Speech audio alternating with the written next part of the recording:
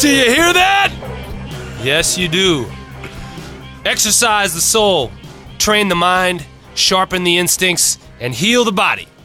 Welcome to another edition of the Mindful Warrior, number 26. My name's Nathan Jackson. With me, as always, is Eben Britton. What's up, man? Hey, my brother. How are you? I'm good. How are you? Good, man.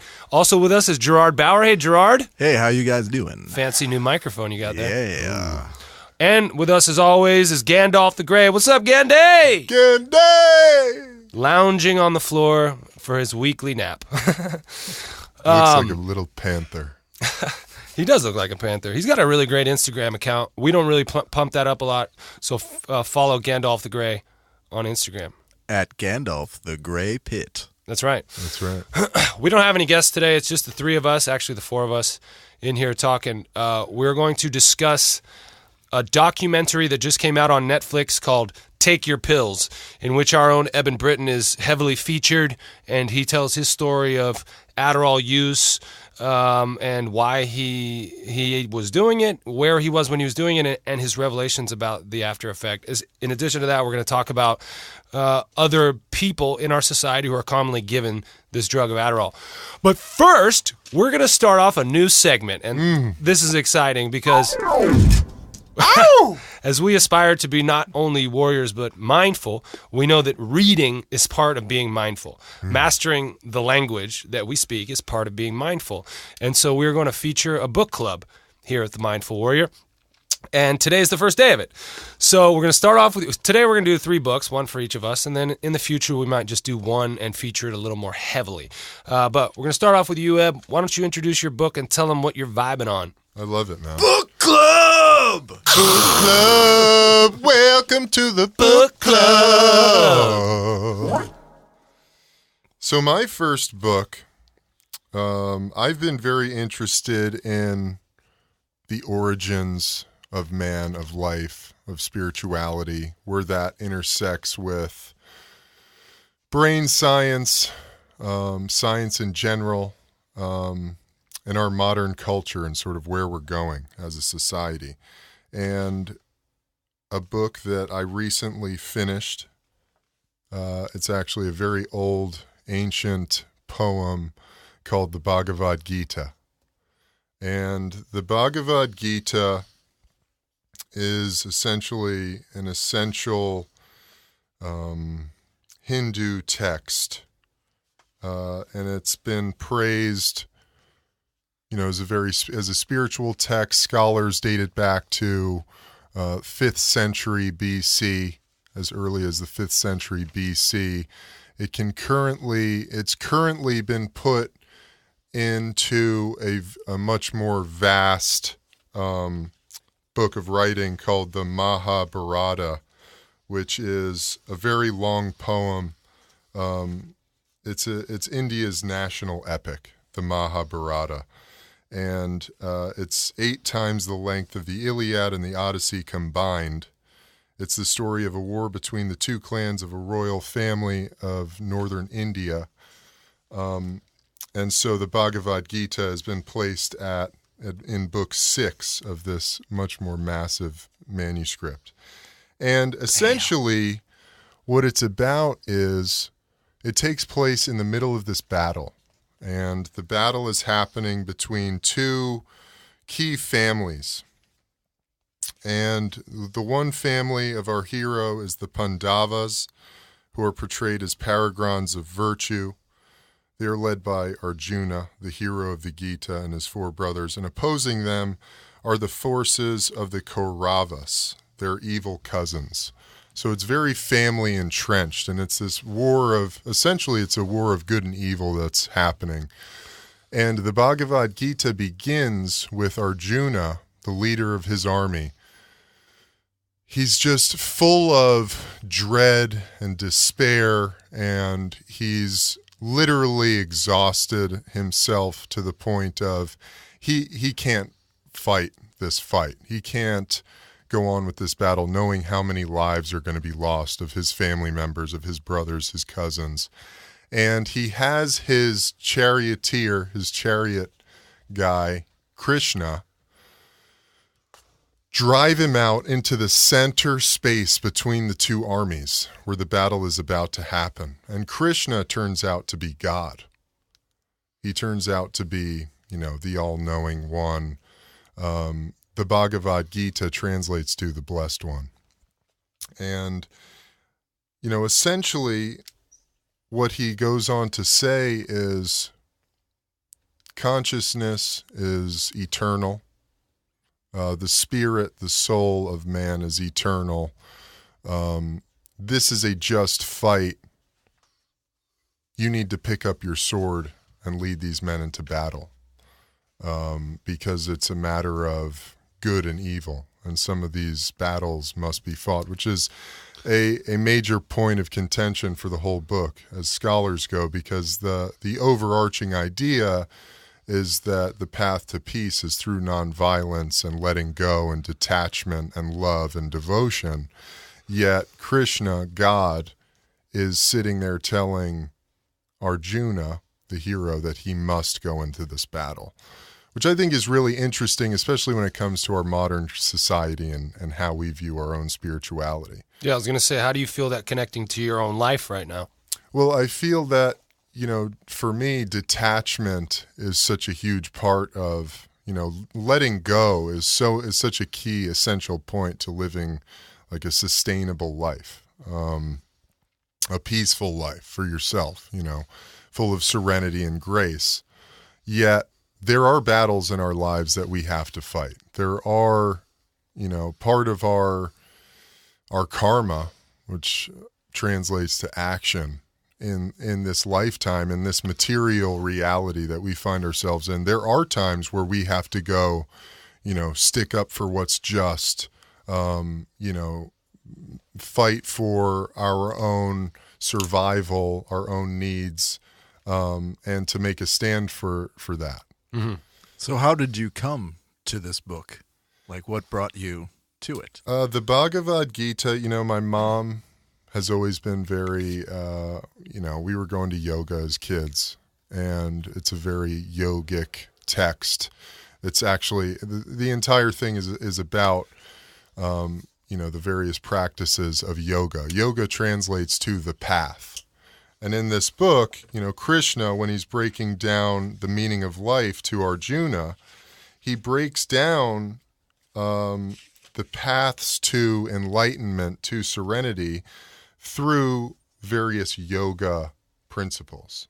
The yoga of action, the yoga of wisdom, the yoga of renunciation, the yoga of meditation. So yoga as a word is kind of, we just use it for the practice, exercise. right. But We use it for the place we go right before we go get our coffee and our smoothie. But what and our yoga, pants too. Don't forget about the pants. That's right. yoga is really about how you live and living in the moment, living for the here and now, living for the present, making everything you do your yoga. It's your practice of life, essentially. It's a fantastic read. It's a short read. It's an epic poem. We've read these through school. Beowulf, ancient texts like that. Sir Gawain the Green Knight, another great one. The Bhagavad Gita. Paradise Lost is a... Is it an epic poem? It is. Oh, very cool. Dante. I'll have to check that out. It's a great one. Ancient spiritual text, the Bhagavad Gita. Got a lot of great gems for life, for living in a life, giving people or, expressing universal truths and tools for life. Love it. So it's my choice for this week. Book club choice number 1. The Bhagavad Gita. Yeah! And that's a new translation by Stephen Mitchell. Big up to Stephen Mitchell for translating that edition. Nice. Jed, let's kick it over to you, Jed Bauer, our man of the hour. What book do you have to share? I have a book not quite as old as Eben's book there, but it's called Sacred Hoops, and it's by Coach Phil Jackson of the Bulls and also the Lakers. But mainly the Bulls. This book was he wrote it in 1995. Okay. And so this is after his first 3 championships I believe he discusses the season Jordan returned and they did not make the playoffs. So it's very exciting. And it's also like you read it and you're like, wow, he hasn't even won the 72 games yet. But it's really... So you're a big Bulls fan. Of course. You're born in Chicago. And you're a big Chicago sports fan. Oh, yeah. Including the Bulls. You grew up when Jordan was king. Jordan was king. Provide a little context for our listeners at home who are coming to love Jed Bauer. Yeah. And I just wanted to add to his saga for you. Yeah, paint my picture for me. I love that. And yeah, it's a great book. I read it, honestly, I believe maybe 2 or 3 years after it came out. This is a hardcover, so it's an original. And throughout the book, he basically talks about his career. I mean, it's like a prototypical Mindful Warrior episode, very on the nose. He talks about how he was injured playing against the Knicks, or playing for the Knicks. He was part of the championship team in the 70s. And he was injured pretty bad, and he has terrible back problems. And so he came to find some extra, some non-traditional medicine helped him. And he, got his back better. And, his career was not long. He tried to keep it long, but eventually he left. And then he started coaching. And through his exposure to some of the non-traditional healing and medicine that he did for his back, he started noticing, more philosophy from outside of Western philosophy. He was very much down with the Lakota Sioux. Yeah. Okay. Nice. Yeah. Indian, Nice. Native American. Nice. So he has a strong Native American. Native Americans, people don't know this, are really good basketball players. Yeah. Like, these guys were fucking dunking over fucking teepees, man. That's the real reason we couldn't allow them to be apart. Ev hates when I tell jokes. He's like, why are you messing this up? Yeah, but it's a great book, and yeah, he goes through his transformation from coaching smaller leagues. He was coaching in a Puerto Rican league, I believe, where they had to run out of the stadium because there was a riot going on after the game. Shit. The most interesting part is he became an assistant coach on the Bulls when Doug Collins was head coach. And, they had Jordan for a few years and they couldn't get over the hump. That was, you see it all the time in teams. They have a great player, great team, building around the team, keep making further and further steps, can't get over the hump. They had to beat the Detroit Pistons and they never could. And the Pistons played a very aggressive game. And he's, so he talks about I was ready to give up basketball, coaching, all that stuff right before I got this job. And then he got lucky, and he got a chance to get this job. And then when Doug Collins left, he takes over. And we all know what happens next. Championships. Wow. Take a break. How you like them apples? So, yeah, I mean, there's lots of great stories about him working with the team and all the things they came up with because he wanted to introduce this aspect of Zen and selflessness and being in the moment to the team. And he goes through all his little exercises he tried. Some failed, some worked, how each player took to them.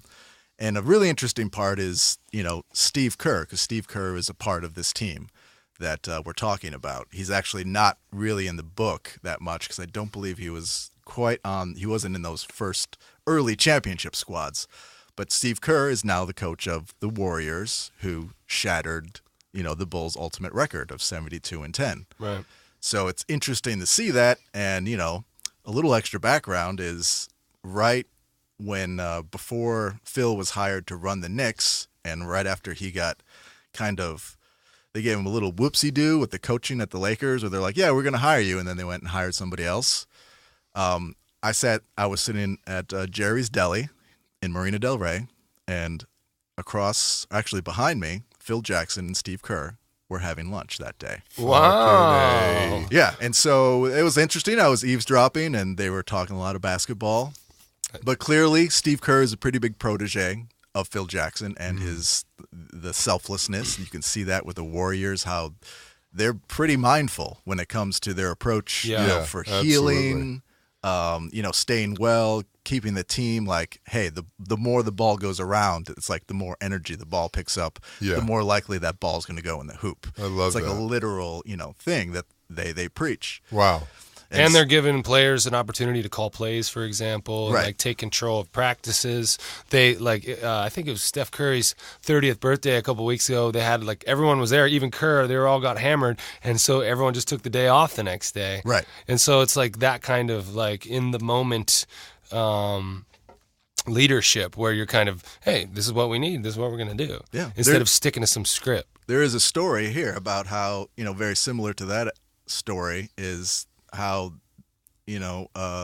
Michael Jordan had a bunch of guys in his room, like during it was some playoff run, and he had everybody in his room to eat beers, to eat beers and drink pizza, man, and then the next day they were all fucked up. Yeah, to drink beers and eat pizza, and then they were on fire, for the rest of the season, because those little moments of getting everybody together can release tension, get everybody on the same page. Absolutely. So I'm going to read a little bit, and it's literally from his introduction, because the introduction lays out the greatest part of the book. You're not going to. It's stories, it's everything, but it lays out his coaching philosophy, which is amazing.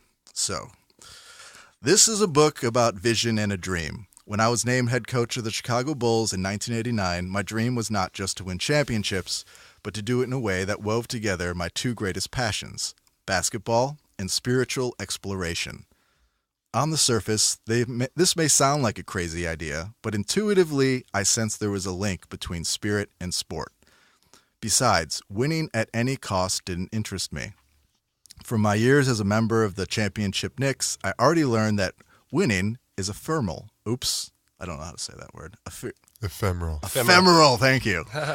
Yes, victory is sweet, but it doesn't necessarily make life any easier the next season or even the next day. After the cheering crowds disperse and the last champagne bottle is drained, you have to return to the battlefield and start it all over again. Most leaders tend to view teamwork as a social engineering problem. Take X group, add motivational Y technique, and get Z result. But working with the Bulls, I learned that most effective way to forge a winning team is to call on the players' need to connect with something larger than themselves. Even those who don't consider themselves spiritual in a conventional sense, creating a successful team, whether it's a champion or a record-setting sales force, is essentially a spiritual act. It requires the individuals involved to surrender their self-interest for the greater good, so the whole adds up more than the sum of its parts. Boom. Boom. Yeah. Nice. I mean, that's a pretty solid coaching philosophy, and I more people accept it nowadays. That aspect of it, especially in the NBA. Where you're seeing NBA for sure. Yeah. Where it's based on the individual and letting him express himself, not only on the court but off. It's You think they could do it in the league, in the NFL? It's too militaristic, man. It's too next man up. Yeah, but But NBA, maybe maybe there's- Popovich is, he's a military guy, and he coaches with that, maybe less of the spiritual side, but the same hey, nobody's above the next guy. Yeah. Everybody's got to do their job, or nothing gets done. right. How many they've won a bunch of championships. Yeah. 5. Yeah. At And they're least. always good. I mean, they're always a contender. yeah. So yeah, that's Boom, baby. Sacred Hoops. Sacred Hoops by Phil Jackson. He's written a lot of books, but this is his best and his first. Ooh, book club. Book Club. Nice. All right. Well, to round off the book club chat, my book is a book called Tribe by Sebastian Junger or Younger. It might be a silent J. Younger. The subtitle is On Homecoming and Belonging, and it was actually the inspiration for one of the episodes we had called Tribe. I think it was episode number 19 or something like that. Yeah. And Sebastian Junger is a war correspondent who's embedded himself in some of the Middle Eastern wars and has written extensively about that. But this book is more about coming home from war and PTSD primarily, but also the conditions in society that might exacerbate it. and make it worse for a soldier. I'm going to read you guys a little passage from Tribe. Any discussion of veterans and their common experience of alienation must address the fact that so many soldiers find themselves missing the war after it's over. That troubling fact can be found in written accounts from war after war, country after country, century after century. As awkward as it is to say, part of the trauma of war seems to be giving it up. Quote, "For the first time in our lives, we were in a tribal sort of situation where we could help each other without fear," a former gunner in the 62nd Coast Artillery named Win Strack told oral historian Studs Terkel for his book, The Good War. Strack was also a well-known folk singer and labor organizer who was blacklisted during the McCarthy era for his political activity. Quote, "There were 15 men to a gun. You had 15 guys who, for the first time in their lives, were not living in a competitive society. We had no hopes of becoming officers. I liked that feeling very much. It was the absence of competition and boundaries and all those phony standards that created the thing I loved about the Army." Adversity often leads people to depend more on one another, and the closeness can produce a kind of nostalgia for the hard times that even civilians are susceptible to. After World War II, many Londoners claim to miss the exciting and perilous days of the Blitz. "I wouldn't mind having an evening like it, say, once a week. Ordinarily, there's no excitement," one man commented to Mass Observation about the air raids. And the war that is missed doesn't even have to be a shooting war. "I'm a survivor of the AIDS epidemic," an American man wrote in 2014 on the comment board of an online lecture about war. "Now that AIDS is no longer a death sentence, I must admit that I miss those days of extreme brotherhood, which led to deep emotions and understandings that are above anything I have ever felt since the plague years. What people miss presumably isn't danger or loss, but the unity that these things often engender." Some good stuff. Very good. Some good stuff from Sebastian Junger. Yeah. And a lot of that mirrors what we feel with football. Yeah. And coming back to the real world, quote unquote, sure, we were not taking bullets. Yeah. We were in a dangerous world, but the fact that it was dangerous let down all pretenses around it, and you communicated in a much more honest way. And you could trust people.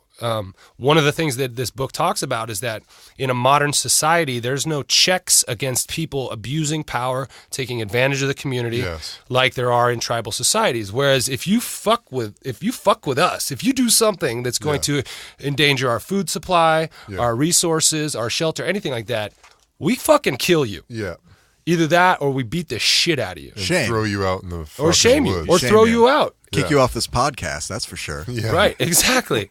But there is none of that in the real world. Yeah. And so financial crimes, for example, Wall Street people who are fleecing the American public for fucking billions of dollars are never held responsible for their crimes because they don't have to see anybody they commit these crimes against. And the people who are being victimized never see who's fucking taking advantage of them. Yeah. So there's separation that is really difficult to deal with when you're used to that different kind of war or tribe.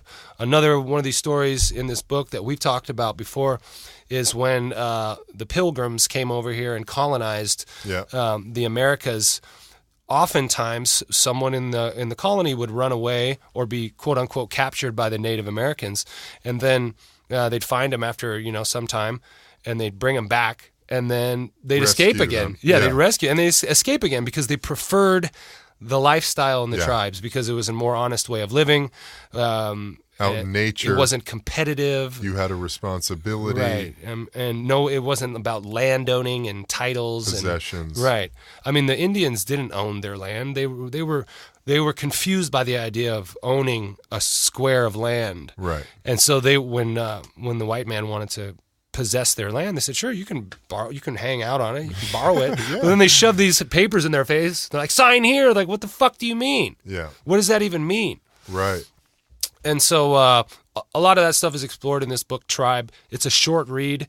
I would encourage. Great read. Yeah, a great read for, I think we've all read it now, right? Yeah. Yeah. I'm 3/4 of the way in. And for people, for former athletes who don't read good, this is a good book to start to kind of get your mind rolling on words and reading again, because it's like I said, it's short, but it's also very relevant. Like every single anecdote in here hit home with me in a way that was like, that makes sense. I mean, it turns a lot of conventional wisdom on its head about PTSD, about the things that work for people and when they're at their most happiest. I mean, I think one of the things that I came across recently in it that was really interesting to me is that like the frontline special forces guys who see the most action actually have less of a less prevalent instances of PTSD coming home, right? Than guys who weren't even in battle, right? Who were, say, in Afghanistan but never saw any battle and still come home and have the most, traumatic I believe PTSD. He says in the book that the greatest indicator was a loss of control. So it's the people who didn't see a lot of battle, and they drive over an IED and have to deal with that because there's no control. And the people on the front lines, it's like they had a sense of like, I'm still controlling my destiny because I'm fighting for myself. And, they experience probably more traumatic things, but in their brain, they're like, well, we were just trying to make it through. Yeah. So and we were doing everything we could. So it wasn't, it wasn't like we were helpless. Yeah. And it's the helplessness that tends to be the worst. And I think they draw that parallel to sexual assault survivors, because that's the ultimate lack of control. Right. Yep, you're right. Yeah. Yeah. And Great read. Yeah. And as it correlates to former athletes, moving on with life, missing that kind of on the field camaraderie, brotherhood, control, kind of through hard work. Find what we're trying to do on this pod and with our community that we're creating here is to find ways to gain that control, and to find that perspective and find that sense of community through your own disciplines, your own rituals, but your own kind of exploration of the self. So, hey, Jed, hit that sound and let's conclude this first ever edition of the Book Club. Yeah! Book Club!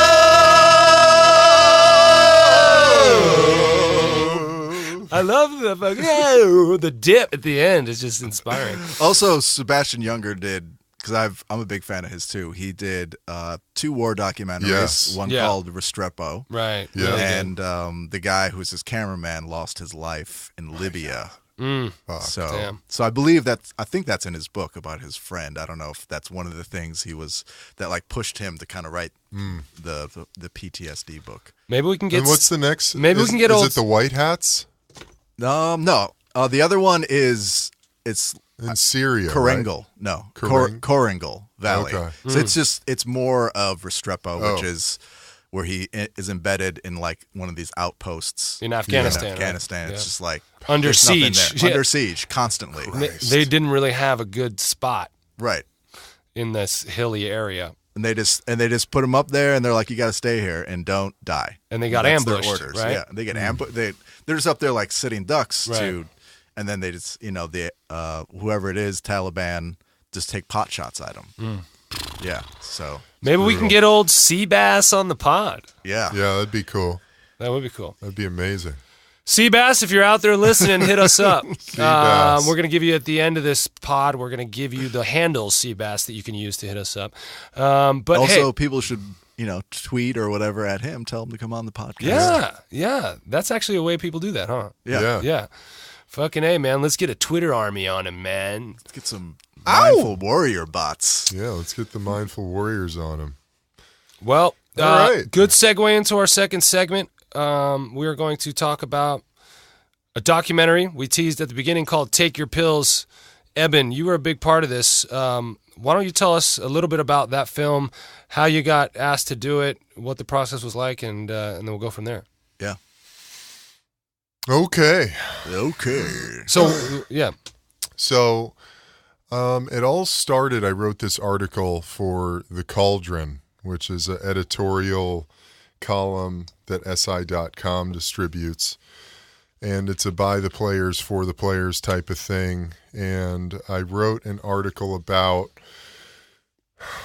it turned out to be an article about my experience in the league dealing with injuries, Adderall, and then And it was supposed to be about the sort of the culminating idea was going through this suspension that I got hit with for taking a Ritalin when I was prescribed Adderall in my last year in Chicago. That's basically like Coke and Pepsi, right?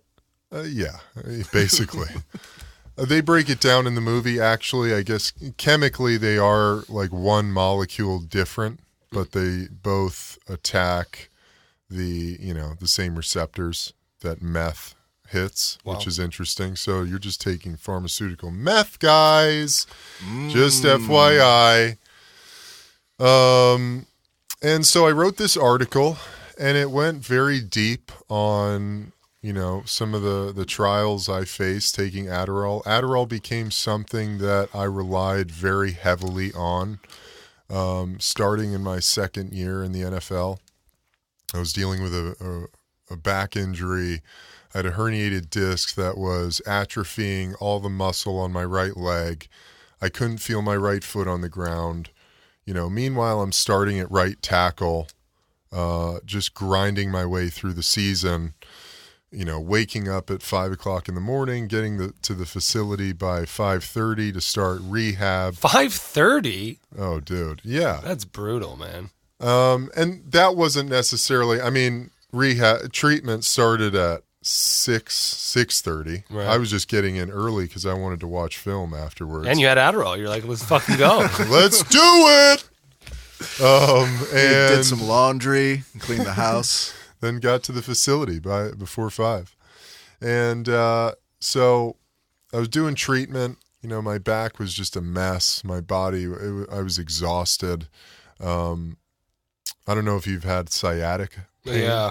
It's just miserable. And it's constant. Kind of runs down outside through your ass cheek, down into the outside of your hamstring, through the back side of your knee, through your calf, down into your foot, where I couldn't feel my foot. I had like a club foot. I was swinging around. I had mine that stopped at the knee, and so it was basically like a hamstring quote-unquote problem, and I underwent so many hamstring things to try to fix it. Yeah, it's a lot of hamstring stretching. But it's just really hard to get at it. Yeah, it's incredibly hard. And if you have a herniated disc, you're fucked because the impingement is happening up at the spine. Right. And that's sending this shock wave down your leg. It was atrophying my butt, my hamstring, my calf. Butt trophy? Yeah, butt trophy. And it was wrecking my season. And it was about the 4th or 5th week. We were in a Monday night game against the Titans. I had just had it. I'm taking pills. I'm on Vicodin, day before the game, day of the game, day after the game. I'm popping Vicodin. And I'm getting ready for this Monday night game, and I was just like, I don't even know what to do. I don't know how to get up for this. I can't feel my foot on the ground. I'm going up against a defensive end who is balling at the moment. Dude was leading the league in sacks. This guy Jason Babin at the time. Babin. And so you're a right tackle, and your right foot, you can't feel it on the ground. That's like your anchor foot. Yeah, I can't feel it on the ground. Wow. Yeah, and so every game it was just I was gearing up for war, in my head. That's what this is going to be. It wasn't I was limited, I was 3/4 of myself, even when I was feeling at my best because I can't feel my right foot on the ground. It's the worst feeling. So it's Monday night. I'm in the locker room, a few hours before the game, and I see my buddy, a co-offensive lineman, older guy, and I just go, dude, do you have anything to just get me through this thing tonight? I'm exhausted. I need something, man. My body's just not here. And he goes, well, I got Adderall. And I said, okay, well, what'll that do? He's like, well, it's an amphetamine. It's pharmaceutical grade meth. Yeah. So, it'll focus me. Well, you got to smoke it out of a pipe. Well, yeah. He was like, so I was like, all right, sure, I'll try it. So I get 2 from him. I take 1. About 20 minutes goes by, and I'm like, fuck, I'm feeling good. I'm feeling lit up, dude. I'm feeling juiced up. I got the tunes rocking. Probably like, Notorious Thugs by Biggie Smalls, feeling the juice just come It's in. Bone Biggie Biggie, it's Bone Biggie Biggie, it's Bone Biggie Biggie. And I'm just feeling juiced up. I'm a leader of the team. I'm going around to all the dudes, just, getting them ready, saying, let's go fucking rock these guys. They're like, what's gotten into Eben, man? Evan's fucking jacked. You guys ready? So I'm feeling pretty good. Next thing, I'm like, well, let me just pop this other one. So I popped the second. Wow. And, or that was after warm-ups. I popped the second. And I'm like, okay, I'm feeling good. I got some movement in my right foot. I'm rocking and rolling. I'm feeling good. Play the game. We lost the game. I played a solid game. I don't think I gave up a sack. I think they might have said I gave up like half a sack, which I think is bullshit. But there was a lot of sacks going on that during those years with Jay Cutler. Oh, well, that was in Jacksonville. Oh, this was in Jacksonville. Okay. And anyway, I'm like, oh, well, and then my buddy's like, well, if you get drug tested tomorrow, you could fail it. You could test positive. After he gave it to you, he told you? Well, this was before I took it. Okay. And I was like, all right, yeah, cool. I rolled the dice. I was like, I'm a big sweater. If something has a 24-hour half-life, I think I could clear it out in 12 hours, no problem. Nice. Anyway, so what runs through my mind is, okay, well, I just have to figure out how to get this legit. So I go through the proper channels. I was seeing a psychiatrist in New York at the time. Called him up, said, hey, man, I'm interested in this stuff called Adderall. I'm having some focus issues. I feel like, my thinking is slowed down. To be honest with you, since elementary school, I've always kind of had a hard time retaining what I've read, paying attention in school, yada, yada, yada. He's like, oh, yeah, Adderall sounds perfect for you. So he writes me up a prescription, sends it to me.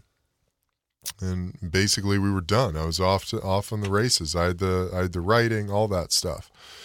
So I didn't have to worry about failing a drug test. The thing was, later that year, actually the next week, I dislocated my shoulder twice in one game versus the Chiefs, was done for the year, put on IR. So now I'm just at home taking Adderall every day and coming in for treatment. And so you didn't even need it at that time. It's because you're not in meetings anymore. You're on IR. You don't have to focus on the playbook. You don't really have to be that punctual. You're not traveling with the team. But what it was doing was it was reactivating me. I had gotten into, I was very depleted. I was very depressed, like we can get into in a minute. My cognitive function was really declining at that time. What do you mean your cognitive function was declining? How I was able to engage in the world, my energy, my focus, my clarity of mind. I was, constantly in a fog, exhausted, having to drink as much coffee as possible and dip, all through meetings just to stay awake. I was depressed. I was just low, man. I was really in a really low state, a low thinking capability place. It's weird for people to consider the fact that someone who is quote unquote living their dreams, who's in the second year at this time, second year of a professional career, so he's 23, 24 years old, was drafted in the second round, is making really good money, is playing on TV, earning the adoration of fans and all that, and still you're fucking depressed. Yeah. And you're miserable. And there's a lot of people, a lot of guys living that life who are living that dream, but really it's a nightmare for them. Yeah. Because they got to prop up all this bullshit. Yeah. So it was really lifting me out of that. It really lifted me out of that. And long story short, I became so reliant on it that if I didn't have it, I felt like I was less than. Like I was incapable of functioning, of doing anything, of getting anything done, of interacting with people. Later in the day, as I began to take it as just part of my daily regimen, at 2, 3 o'clock in the afternoon, I started to slip into a black hole of depression and anxiety. This was the coming down. This was the crash that followed that, How ultra much were high. you, like, how many milligrams were you building the amount you were taking over time? Yeah, so I started off with just taking a 20 milligram Adderall tablet, and I'd take maybe 1 or 2 a day. So when that crash would start to happen at like 1, 2, 3 o'clock, depending on how early I took it, I'd take another one. And then I heard about Vyvanse, which is a timed release Adderall. And Vyvanse, I got a 70 milligram. Of course, why not? So I started taking a 70 milligram time release in the morning, and then I was taking a 20 milligram later on in the day to supplement. So I was taking, at times, 100 milligrams a day. Insane amounts. And that's your body building up its tolerance. Yeah. That's a lot of meth. It's a lot of meth, dude. It's a lot of meth. Were you stealing copper wire and like breaking into buildings and shit? No, it was like this drug of affluence, Did you have were you going crazy like that? Were you planning deviant things? Were you having psychotic thoughts? No. I mean, who knows? I could have gotten there. I'm not saying I couldn't have gotten there but I always had I made sure I had the channel open to get it. Yeah. And so it just became this vicious cycle, and I would take it, I'd get, the good things would happen, which it really became, I became a machine that could knock out to-do lists. I wasn't, it became less effective in helping me engage with other people. My relationships became, I became very shut down emotionally. And really my life became about getting things done, like doing the fucking list, like crossing things off my to-do list for the day, do the dishes, go to practice, do the meetings, and that was it. I became very shut down emotionally. I became, very robotic. I think you get addicted to that sense of accomplishment as part of it because right. When you accomplish something that you're like, oh, awesome, I did that. Yeah. You get a dopamine rush, which right. is the same rush you're getting from meth or cocaine or something. Absolutely. And so now you're like, oh, I need this. And then I feel great. I'm feeling good while I'm doing it. And then I get a little natural boost after I get it done. Yeah. And then you're sitting there like, what's next? Yeah. And then you're like, okay, I'll just take another Adderall. And exactly, because there would be this insane emptiness. Yeah. In the what is there to do now? Once the list was done? Once everything was done, it became like this, oh my God, what do I do? I don't even know where to go now. There's this emptiness, this void that's created. Mm. What about your sex drive? Declined. I think that's fairly common, and it's something that people don't really talk about. For sure. Is what that does to your fucking cack. And of course, with cack. the crashing, because then it's 6 o'clock at night, right? It's 5, 6, and you're like, well, I don't really want to take another Adderall. So, but my mind is fucking running at 1,000,000 miles an hour. My body's exhausted, and I need to figure out how to start slowing it down. So then I'd start smoking weed and drinking wine or, just doing everything I could to slow myself down to get to a point where I could sleep. And that vicious cycle continued for years. How long? Through Chicago, man. I mean, from that second 3 or 4 years. 3 or 4 years of that cycle. That's brutal. And it ran me ragged. It dried me out as an athlete, taking Adderall, sweating that much. You're losing so much water that injuries you become more prone to injuries. Muscles are drier and tendons, ligaments are all drier, so they're more prone to a tear, fractures, stuff like that. How was your eating? Were you able to keep weight on? I had to force myself to eat. Yeah, because it really affects your appetite so time. much. I had to force myself to eat. throughout the day. Otherwise, I just would not have eaten. And so I wrote about that in this article. I wrote about that whole experience, and it was really that 1 year in particular. Oh, actually, well, then I talk about my failing the drug test. So then fast forward to year 2 in Chicago. My appendix had exploded, like we've talked about, over the bye week. I was stuck in LA for an extra week in the hospital, making sure the infection was out of my body. In that time, I get back to Chicago. I haven't had time to refill my Adderall or Vyvanse prescriptions. So I'm at the facility, and one of my buddies had Ritalin.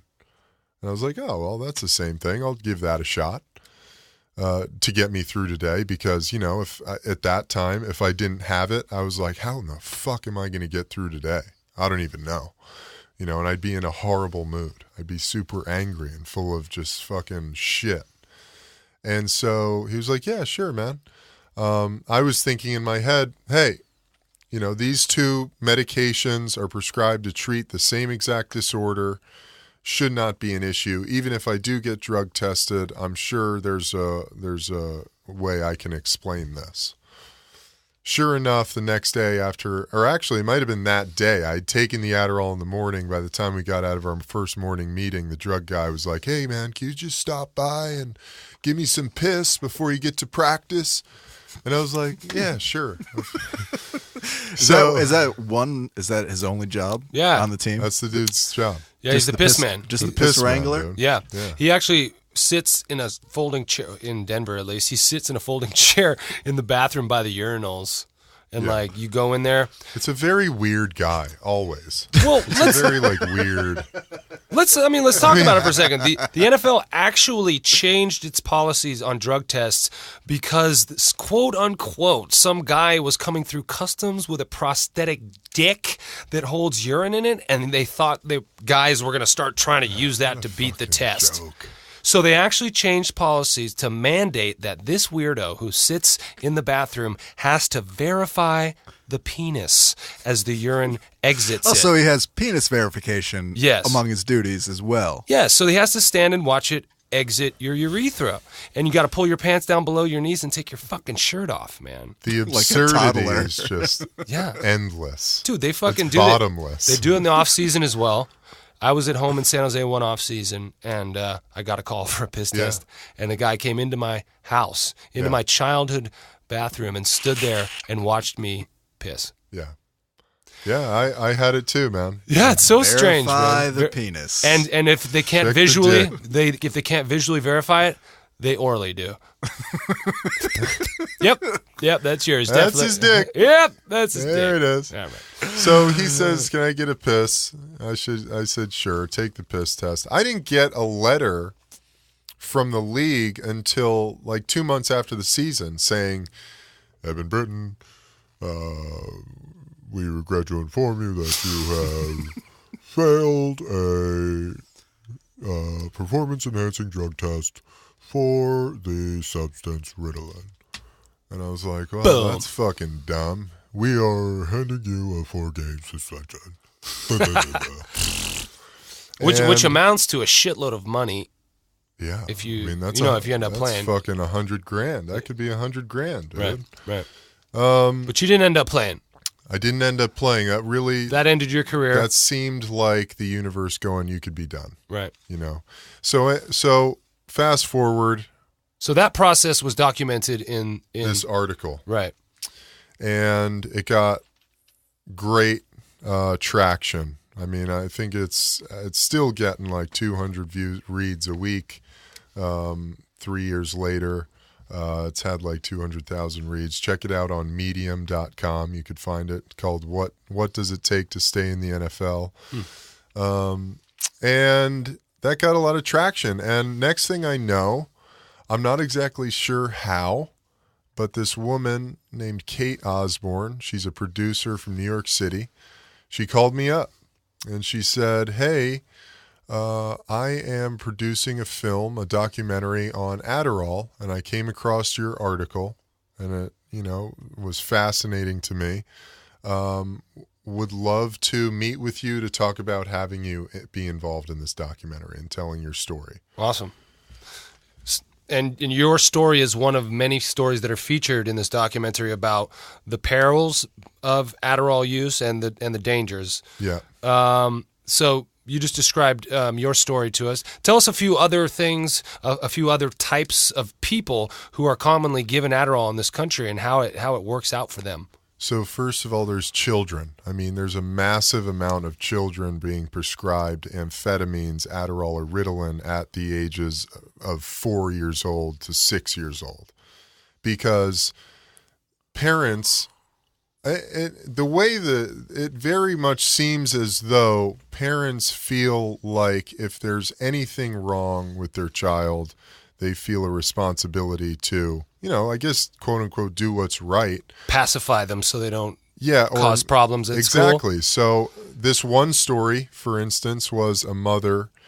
The story was actually about a young artist. This guy's maybe 22, 23 years old, and he's actually wanting to get himself off of Adderall. Been on Adderall since he was 6 or 7 years old. And he got on it because he was in an art class as a 6 or 7 year old. The art teacher called up his mother and said, hey, we really need to talk about so-and-so's medication. And the mother goes, he's not on any medication. What are you talking about? And the teacher goes, well, everybody's on medication in this class. So I think he really needs to be on something, because this kid was very, Wow. Shame on that teacher. Yeah, and no disrespect to art teachers everywhere who are usually the coolest teachers in the school, but absolutely. why the disconnect yourself from your idea. artistic source, please, before you come into the art class. What the hell does she know about pharmacology? It's just it's an insane cultural idea that fucking people would be encouraging medication of children because they have so much energy, because they seem to have some sort of difficulty fitting in, focusing, sitting still, whatever it might be. I think there's a bigger conversation to be had there, obviously. Oh, yeah. This woman is obviously a shitty teacher. Absolutely. Her only Especially idea with art. It's like art's like the easiest thing for kids to get into. It's like, here's some finger paints. Yeah. Her only chance go nuts. Her only chance of having order over her class is to fucking drug them. Yeah. How about improve as a teacher? I mean, sometimes we don't think about ADHD as like really an indictment of a bad lesson plan. And an indictment of school, I think, which the majority of kids, you're sitting there for so long, and you've just spent maybe the first 5 years of your life running around like a maniac. Yeah. And they're slowly pushing you, first and second grade. By the time you're in second grade, you got to be sitting still. And I mean, I'll speak personally because I hated school. Like once I got to junior high, I really started to dislike school. And my parents, they were just like, we want him to do well. So, indicting the parents is tough because they want what's best. Yeah. And it's like if something can help their kid, Sure. whatever, they want to give it to them. And they're, both my parents have postgraduate degrees. And, they were still at a loss for how to get me to go to school and be more engaged. And, they tried a few things, a psychiatrist, which was fine, but I distinctly remember looking at this psychiatrist as I'm talking to him and being like, dude, your pupils are so tiny. And I'm thinking, I don't know a lot, but I feel like that's a sign of you're on some really strong drugs. If your eyes are like this. Yeah, wow. But yeah, they tried this thing called Elavil, and they were trying to get me to fall asleep and wake up because that was my big deal. Like I just didn't like to get up in the morning for school. And, I took it for like 3 days and was like, man, I felt like a zombie. And I stopped taking it and I gave it to my friends when they wanted to sleep. And they're like, this is great, man. You just knock yourself out. And it's pretty light.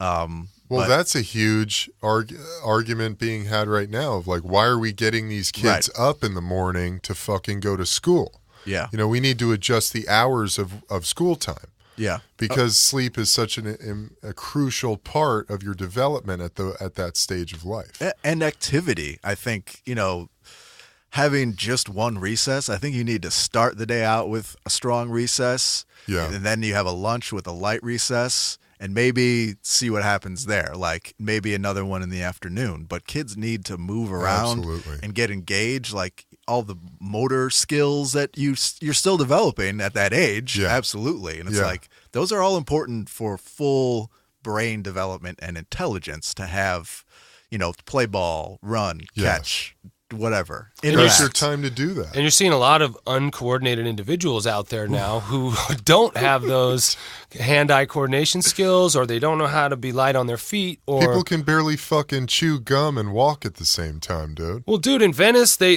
can't pedal bikes. It's all motorized. They can't fucking kick a skateboard. It's all motorized. The bird scooters are motorized. These people are standing flat-footed and are afraid to sweat and Yeah. afraid to move. It's like to expend any energy whatsoever is to be a sucker. Yeah. Right. I worked in an office and I was like the second shortest guy there. Like we had 15 people and we had like 8 guys who were all over 6'1" and built and not obese, like normal 6'2" men. None of them could shoot a basketball. Ah, really? I was just like, What is going on? here? how did somebody not shove a basketball in your hand the As a second kid. they saw you were taller than average? Wow. and, crazy. And I was just like, this is blowing my mind because I am, I'm cleaning up in the company hoops games, but Yeah. this You're is- the hero now, but Yeah. still you're concerned. yeah, I'm just like, that's just is insane that there were that many, like literally like 8 guys over 6'2" Yeah. who couldn't barely dribble and couldn't shoot a basketball. It's strange. Yeah. It's like an overcomplication of growing up. Like the people around you just overcomplicated that shit so much that Yeah, just push you outside. like Go- send figure you it out out. the motherfucker outside. Yeah. Put a Yeah. ball in their hand. Yeah, and it's also you know, like you like- don't, if you are not an athlete, you don't get to play basketball. Right. Like I was athletic, I sat on the bench because I wasn't a great basketball player. But it's like, You're okay, still what about involved. what about all the kids who are just need activity Yeah. and could get better? Like they just get shut out. Like once you reach, especially high school, Yeah. it's like because then it's your identity. If you play a Right. sport in high school, that's who you are. Right. So anybody who is like, oh, I kind of like music and I kind of like theater, but I played baseball when Yeah. I was in Little League and I loved it, but Yeah. I can't play anymore because that's shut off. Yeah. You can't have long hair Right. and play basketball. Right. I mean, that's, we still had coaches like that who were Yeah. just Yeah. looked at me like, You 'cause had long hair? Yeah, dude, I had Holy dreadlocks. shit. No, you Jeff. did not. I had dreadlocks. The white Illinois dude. Dread. Dreadlocks. You gotta call him Dread Jedlocks. Bauer. Jedlocks. Yeah. Jedlocks. Yeah, I mean, I had Bauer. long hair. I just started growing it after freshman year. So sophomore year was long, and then junior and senior year, braids to dreads. Maybe we can put a pickup Amazing. of that up on the Mindful Warrior I podcast have Instagram handle. I have one. Put it up. Do it, dude. Yeah. Come on. Yeah. Yeah. So yeah. Anyway, but yeah. So school is the whole function of school is a big problem when Yeah. it comes to like getting kids engaged. Maybe and, we got to do another episode on school. okay. Yeah. So let's Yeah. get back Yeah. to taking So- our pills. Well, we got a couple other Okay, things, so then the other children- subgenres. We talked about the kids. What about college kids College studying? kids and Adderall, it's rampant, dude. I mean, they talked about obviously. I don't was Adderall big when you guys were in No, the it didn't latter? exist. No. No dose is what people took. Well, they Yeah. talk about in this film how amphetamine use at colleges and commercial amphetamine use has been around since the fucking 30s. yeah, there's the trucker stuff, like the no dose. Yeah. And Caffeine pills. baseball players taking greenies. You ever heard of greenies? Benzedrine. Yeah, I mean, they were just Yeah. upper Oh yeah, pills. They had benzos. From benzos, yeah. Benzos. Benzodiazepines. And so they really hit the college kids hard, how also these kids, they go to college who are prescribed it, and the kids talk about how their parents are like, well, I need to get you a lockbox. And they're like, a lockbox for what? And their parents are like, well, I've heard that college kids just go around stealing Adderall Oh, because yeah. they're so crucial. They're so valuable. And then they talk about this whole underground black market Adderall drug ring that the college kids all have. And there's like a forum where kids are just constantly on there like, hey, can I get 2 Adderall Yeah. for my upcoming, exam? And it's all about studying. It's all about, how much more information you could do. Can you stay up all night writing that paper? It's a huge thing in college. So it's a big problem in college. Also a problem in Wall Street. Yes. Ooh. Yeah. I mean, these guys it's highly competitive. And before we talk about these other professions that are affected by it, let's talk about how it doesn't make you better at what you're doing. Right. So go ahead. No, you got it. The film closes out with that truth through surveys and research. These pills, they don't actually make you smarter. They don't make you retain any more information. They don't make you, any more sophisticated, any, more eloquent, any of it. They don't make you do better on tests. It's all perception. It's all the individual's perception of their experience is enhanced, is heightened. So you think like, oh, I did really great on that thing. But test scores aren't getting any better with people who take Adderall. It's not. That's why, you can get away with it not being a performance-enhancing drug. Yeah. In sports. And I, as a writer, I tinkered with it to try to write on it, and I did not write better. I did not write better at all. And I've seen this discussion before, and I've seen writers with before and afters or the Adderall stuff, and it's not better work. So anyone out there who's thinking their work is better because they're taking Adderall, I think that's incorrect. Yeah, so we've all taken it and experimented. We all know the feeling. It's just you are kind of more motivated. Yeah. I think motivation is a big thing. Right. Yeah. And you're more confident. So if you need to take your confidence spikes. If you need to take the Adderall to get it out, to get out that first draft, well then okay, but then don't go edit it on Adderall. Trim it with a sober mind. I like that. Yeah. No, I think or the right. opposite. Right. Yeah, exactly. Way. Exactly, but seeing it from both perspectives. Exactly. Like a perspective change is always good. So taking an Adderall especially if you are lacking the confidence, can help push you over the edge. Right. And, I've taken it a few times, and I don't think, the work I did wasn't better, but I plowed through it a little bit faster, maybe. I don't know. But I was less worried about and less distracted about other things. Yes. But it's the same when you cup of coffee, green tea, a little microdose of something. It's all, it's all very similar to me. For sure. But the baseline is sobriety. Right. And to feel what that feels more than being high. That's important, to know where your center is. Yeah. And something you were describing about your time, those 3 or 4 years when you were living on Adderall and wine at the end of the night, you were never really sober. Yeah. And you were never able to, and you're still untying those knots. Yeah, absolutely. But you're doing that hard work that we do here and that you do every day in your quest, and you're doing that and you're healing your body, you're healing your mind. Which is getting that I'm finding that enlightenment, that fulfillment, that focus, that high sense of cognitive function through natural means. And as it ties back to the CTE thing that we're all afraid of, all football players, you don't have to be pro to be worried about that. If you played a down of high school football, you could have brain damage. Yeah. And so is that healable? Is that improvable through holistic medicine, through diet, meditation, yoga, those types of things? We believe that yes, it is, right? Yeah. And we believe that we're living proof of that. And Eben, you especially, it's been amazing to watch your transformation. Thanks, brother. Inspired I really by it every day. Yeah. Thank you, guys. And everybody out there, you got to go check out this documentary. It's on Netflix. It's called Take Your Pills. Yeah. It's great. It's a really interesting look at this sort of American cultural epidemic of how much can we produce and how much can we, create, and being sort of judged and valued solely on that. How much are we doing? Numbers, exactly. Put up those big numbers, man. Don't want those rookie numbers. And it's really destroying us, I think that, definitely these pills can be helpful in very acute moments in short bursts for very specific situations. But man, long term, it's not a sustainable way of being. For chronic pain, turn to the chronic. Ow!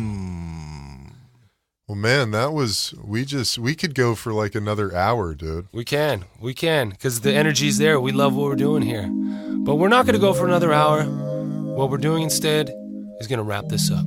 Where are you gonna wrap it. Mindful warriors out there, we appreciate your support.